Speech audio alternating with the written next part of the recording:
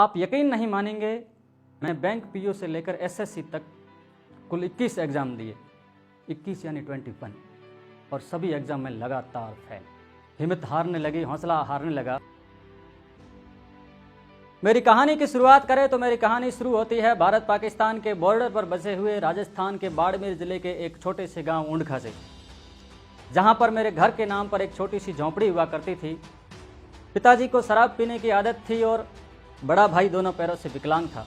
परिवार में ऐसी स्थिति होती थी कि कभी खाने को होता था और कभी नहीं होता था। कभी ऐसे भी दिन आते थे जब लाल मिर्च को कूटकर उसमें नमक और पानी मिलाकर उसमें से रोटी डुबोकर खाना पड़ता था। यानी मेरा बचपन बहुत अभावों में बीता। मेरे पिताजी हमेशा कहा करते थे कि तू पढ़ाई छोड़ दे और काम पर चला जा, कुछ पैसे आ जाएंगे।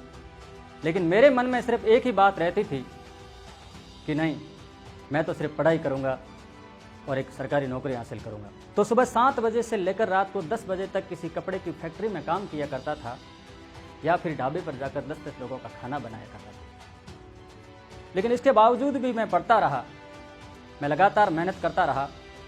10वीं 12वीं और ग्रेजुएशन लेवल की जो भी एग्ज़ाम आते थे, मैंने एग्ज़ाम फाइट किए, लेकिन हर बार फेल।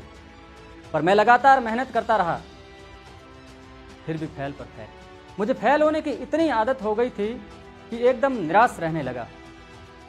मुझे लगने लगा था कि मेरी ज़िंदगी कपड़े की फैक्ट्री में या फिर दूसरे लोगों का खाना बनाने में ही गुजर जाएगी और मैं ज़िंदगी भर यही करता रहूँगा।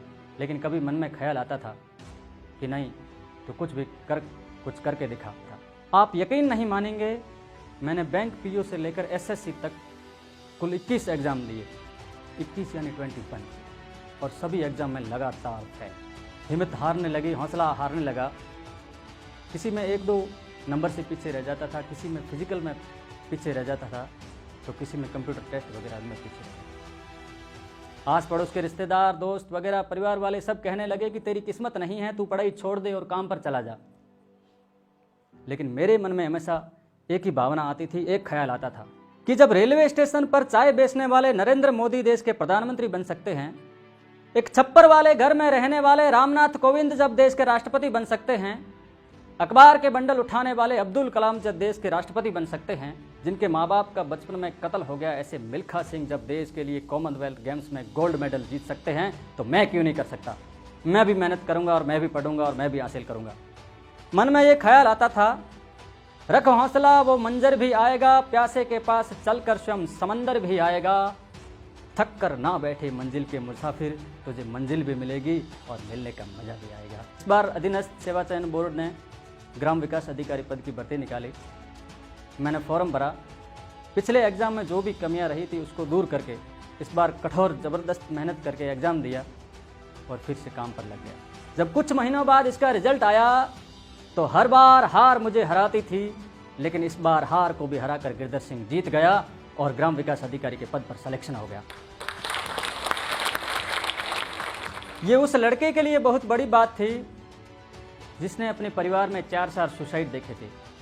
ये उस लड़के के लिए बहुत बड़ी बात थी जो गर्मियों में नंगे पैर स्कूल जाया करता था। ये उस लड़के के लिए बड़ी बात थी जिसने अपनी ज़िंदगी को किताबों और कपड़े की फैक्ट्री के बीच में काटा था। वाकई कमाल हो गया। चारों तरफ मेरी वाहवाही होने लगी, सभी मेरी तारीफ़ करने लगे, गांव, शहर और आसपास में मेरी मिसाल देने लगे और मेरा बचपन का जो सपना था एक सरकारी अधिकारी बनने का, वो पूरा हो गया।